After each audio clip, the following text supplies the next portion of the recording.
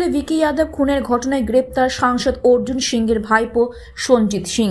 চলতি বছরের 21শে নভেম্বর সন্ধে বাড়ির সামনে দুষ্কৃতীদের ছোড়া এলোপাতাড়ি গুলিতে নিহত হন জগদ্দল পুরানীতলা এলাকার বাসিন্দা তৃণমূল কর্মী ভিকি যাদব। সেই ঘটনা তদন্তে নেমে পুলিশ ইতিমধ্যে বেশ কয়েকজনকে গ্রেপ্তারও করেছে। বৃহস্পতিবার ব্যারাকপুর ভিডিও অফিসে দফায় দফায় জিজ্ঞাসাবাদ শেষে সাংসদ অর্জুন সিংহের ভাইপো সঞ্জিত সিং উর্ফে পাপ্পুকে পুলিশ গ্রেপ্তার করেছে। এই গ্রেপ্তারি নিয়ে পাপ্পুর আইনজীবী রাকেশ সিং বলেন, এভাবে কাউকে গ্রেপ্তার করা যায় না। একটি মামলায় ডেকে জিজ্ঞাসাবাদের পর অন্য একটি মামলায় পাপ্পুকে গ্রেপ্তার করা ঠিক হয়নি। রাজেশ বাবুর দাবি, জগদ্দলের বিধায়ক সোমনাথ শ্যামের চাপে পড়ে পুলিশ পাপ্পুকে গ্রেপ্তার করেছে। রাকেশ বাবুর বক্তব্য, গত বছর জগদ্দলে রাজ পাণ্ডের ওপর গুলি চালানোর ঘটনায় ব্যারাকপুর পুলিশ কমিশনারেট বুধবার পাপ্পুকে জিজ্ঞাসাবাদের জন্য ডেকে পাঠিয়েছিল।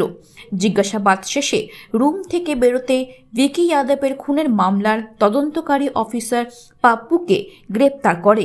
পাপ্পুর আইনজীবী রাকেশ সিংয়ের দাবি, রাজনৈতিক প্রতিহিংসা বশত পুলিশকে দিয়ে পাপ্পুকে গ্রেপ্তার করানো হলো। বিষয়টা হচ্ছে কি, ওই 20-25 দিন আগে একটা জগদ্দল থানা অন্তর্গত একটা ঘটনা হয়েছিল। সেইখানে ভিকি যাদব বলে একজন ছেলে মার্ডার হয়েছিল। এটা খুবই দুঃখের ব্যাপার। এটা আমরা কাম্য করি না, এটাকে আমরা কোনোদিন সমর্থন করি না। কিন্তু ব্যাপারটা হচ্ছে কি, আজকে পাপ্পু সিংকে অন্য একটা কেসে ডেকে অন্য কেসে অ্যারেস্ট করে নিয়েছে পুলিশ। এটা ব্যাড ইন ল। ডাকা হয়েছিল জগদ্দল পিএস কেস নাম্বার 675/2022। এটা রাজ পাণ্ডের উপরে একটা অ্যাটেম্পট টু মার্ডার কেস ছিল। সেই কেসে পুলিশ ডেকেছিল এবং ওই কেসে জিজ্ঞাসাবাদ করে উনাকে যেতে বলেছে। উনি জাস্ট ওই রুম থেকে বাইরে বেরিয়েছে। 481 জগদ্দল পিএস কেস নম্বর 481/2023, 302 মামলা, যেটা ভিকি যাদব মার্ডার কেস। সেই কেসে যে আয়ো ছিলেন উনার হাত ধরে বললেন কি আপনাকে এই কেসে অ্যারেস্ট করছি। দেখেন, অ্যাকচুয়ালি এটা ব্যাপার আছে কি, আমাদের তো গতকালকে যখন কোর্টে পাঠাবে তখন কোর্টের ব্যাপার, কোর্টের যা প্রসিডিওর আছে সেটা আমরা যেভাবে হোক আমরা ওইখানে মুভ করব। 100% এটা রাজনৈতিক প্রতিহিংসা। এবং লাস্ট আপনি যদি জগদ্দলের বিধায়ক সোমনাথ শ্যামের কথা যদি আপনি মঞ্চগুলোতে যদি দেখেন, তাহলে উনি কন্টিনিউ যখন থেকে ঘটনা হয়েছে তখন থেকে ওই পাপ্পু সিং নাম বলে যাচ্ছে। উনি ওই পাপ্পু সিং এর নাম বলাতে পুলিশ উনার কথাকে রেসপেক্ট করে এই বায়াসড হয়ে পুলিশ এই কাজ করেছে। 100% বিধায়কের কথাতেই এই সাব ডিভিশন চলছে এবং বিধায়কের কথাতেই আসামিদেরকে ধরে ভালো ভালো লোককে ধরে মামলা দিয়ে দেওয়া এবং অর্জুন সিং সঙ্গে যারা থাকে তাদেরকে হ্যারাস করা এবং সঞ্জিত সিংকে উনি নিজে কম্পিটিটর বলে মনে করছেন কি আগামী দিনে জগদ্দল ভাটপাড়া কনস্টিটুয়েন্সিতে যদি পাপ্পু সিং এইরকম এগিয়ে যায় তাহলে উনার কাছে যা লোকজন আছে সমস্ত লোকজন কিন্তু ও পাপ্পু সিং এর কাছে চলে গেছে। এই সব জন্য এই জিনিসগুলো করিয়েছে। হ্যাঁ, সঞ্জিত সিং এমপি সাহেব ঘনিষ্ঠ নয়, ভাইপো আছেন। হ্যাঁ, আমার নাম রাকেশ সিং।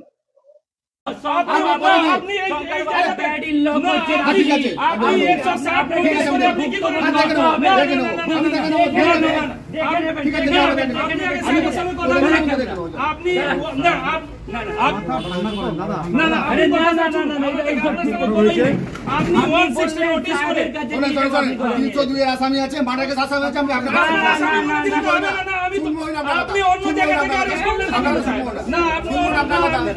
আপনি সাহেবের সঙ্গে কথা বলেন। আপনি সাহেবের সঙ্গে আপনি সাহেবের সঙ্গে না আপনি নাকি সাহেবের কাছে যাচ্ছেন কেন? আপনি 160 নোটিশ দিয়ে না না, এটা কি ল হলো? অন্য কেসে ডাকলেন, এখান থেকে ওই কেসে জিজ্ঞাসাবাদ হয়ে গেল, আপনি ধরে ঢুকিয়ে দিচ্ছেন। এটা ব্যাটিং ল হলো না? একদম। আপনি আপনার যদি অ্যারেস্ট করতে হতো আপনি ইনভেস্টিগেশন করে এখান থেকে ধরতেন। আপনি এখান থেকে ধরছেন কেন? আমাদের অ্যাডভোকেট আমরা আমাদের অডিট নিয়ে এসেছি। আমাদের কাজ আপনি করতে দেন। আমরা নিজের কাস্টাডিতে নিয়ে এসেছিলাম। আপনি বলতে যাচ্ছেন মার্ডার কেসে আসামি আছে, আমার চোখের সামনে থাকবে, আমি তাকে ধরবো না, এটা বলতে চাচ্ছেন? না